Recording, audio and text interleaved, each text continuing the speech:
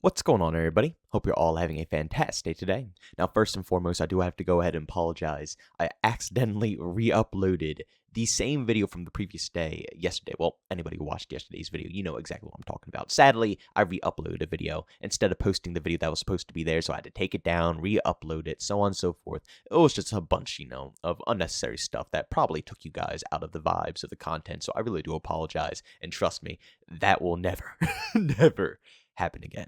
But, ladies and gentlemen, today I want to go ahead and take a little time to discuss something that I'm a little worried about because I see it floating around a lot in comment sections all over social media like Twitter, and I'm a tad bit worried that at a certain point, people are going to go ahead and once again get finessed into the Call of Duty cycle. Now, the point of this video I want to make is don't fall into the hype of Treyarch's next Call of Duty. Yes, I'm not going to lie. When it comes to the formula of how a Call of Duty is designed, even though I do enjoy Infinity Ward's designs, even though Modern Warfare 2, let's be honest, the ego between them and the actual community, as well with Modern Warfare 2019, is really bad. And Treyarch, even with Black Ops Cold War, it really developed into a pretty solid Call of Duty game. Black Ops 4 was solid all around, Black Ops 3 was pretty solid all around, Black Ops 2, Black Ops 1, Treyarch makes a very reliable Call of Duty title. So I understand that a lot of people put a lot of, hope, have high expectations for Treyarch when it's their time to go ahead and cook up a Call of Duty game. And at the same exact time, you can't forget that every single time a Treyarch game comes out, the zombies experience is always going to be expanded upon. And that's a pretty crucial part of the Call of Duty community. Zombies, Infinity Ward dabbled in it, Sledgehammer Games dabbled in it, but nobody really sticks with it like Treyarch sticks with it. You know what I'm saying? The zombies community can always have a guaranteed, spot in a Treyarch game, no matter what. They don't have to wish for it. They don't have to, think anything is going to go otherwise. Even if they do enhance certain things, like with Black Ops Cold War, they added in, the game mode again? Man, Outbreak or something like that. I don't play much zombies myself personally.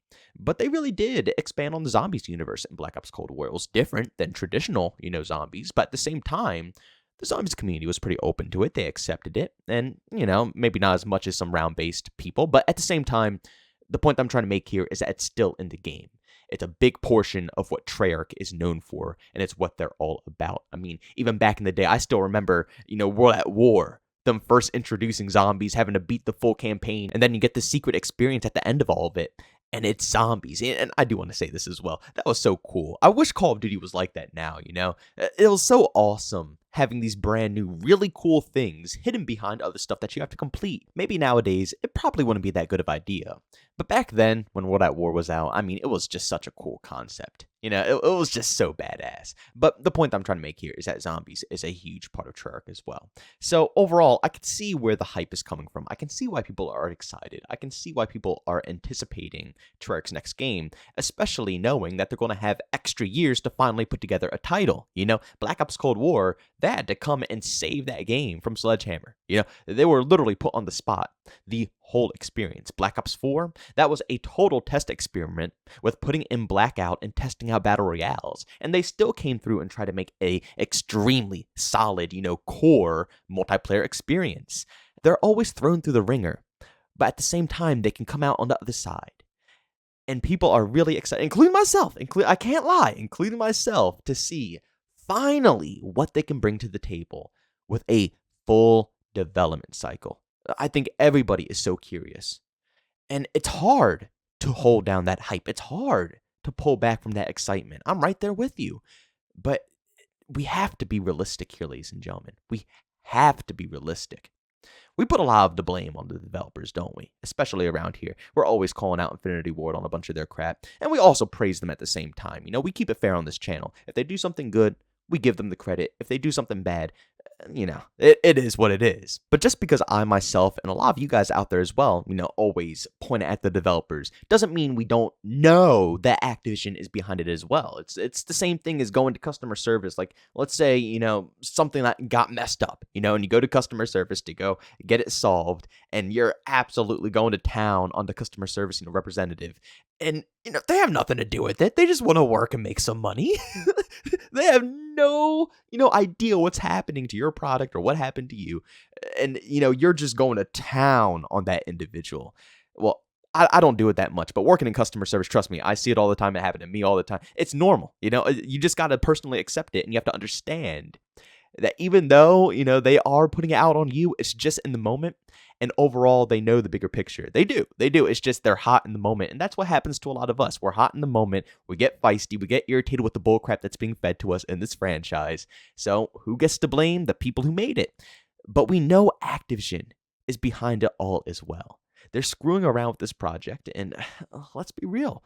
Even if Treyarch can put out a banger, how will Activision go about monetizing it? How will they go about with, Treyarch's actual development time? Will they be able to focus on the actual core experience? Because you have to keep in mind, if they say, yeah, Battle Royale is still the main vibe of Call of Duty, guess where all their focus is going to be? Right there in the Battle Royale. Do you not remember Black Ops Cold War? I'm going to say it again, as I said right in the beginning of the video. Yeah, it panned out to be a good game. Yeah, over time it was there. But in the beginning of the life cycle, the whole game was developed around, obviously, the Battle Royale. It was such a DMR, burst rifle meta. It was absurd. You couldn't play any match without someone rocking an AUG, an M16, and, some of the rifles were just ridiculous. Everything was set up for Battle Royale, and then, of course, balanced out later for the core experience.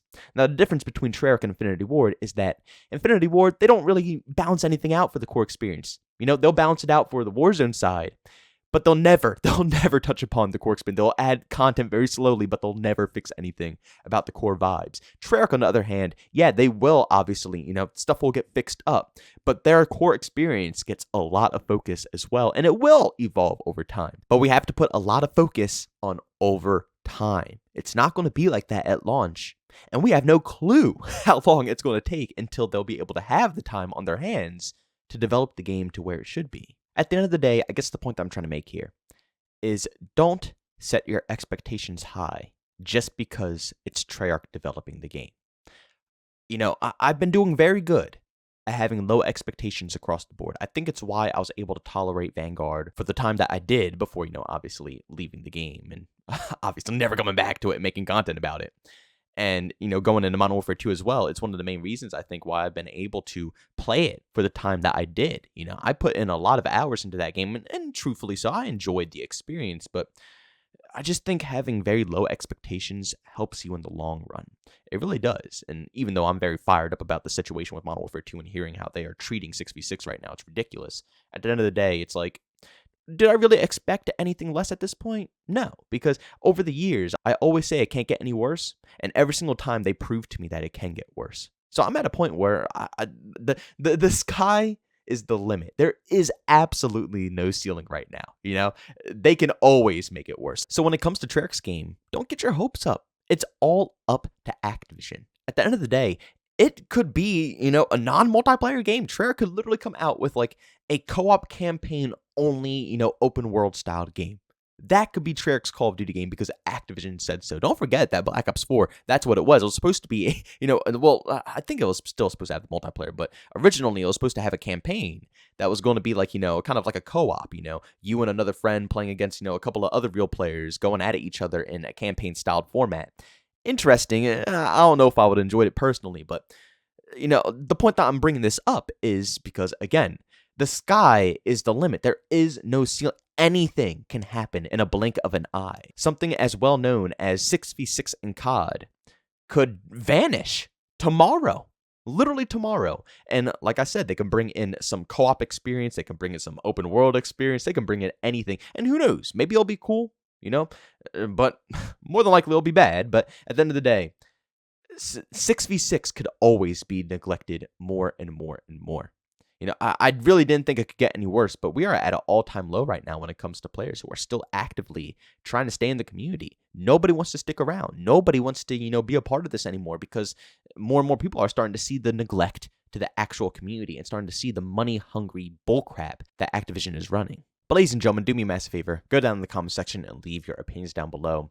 Do you agree with me? Do you think that we should stay very low-key for this next Treyarch game? Or do you think that, yeah, we should expect something good out of the next Treyarch game? They have basically delivered in the past. And there's not really any reason that we shouldn't believe in them now. But like I said, I love reading all the comments, so make sure you leave them down below. But ladies and gentlemen, thanks so much for checking out this video. If you enjoyed it, make sure to leave a like. If I hate it, leave a dislike. Also, if you're brand new, enjoy the content, don't forget to subscribe and that notification button. Also, on chat me, there's two ways to do so. I have Twitter and Discord, both linked down in the description. And also want to catch me live streams of video games, do over on Twitch. Link is in the description as well. But guys, thanks so much for tuning in. See you on the next one. Peace out.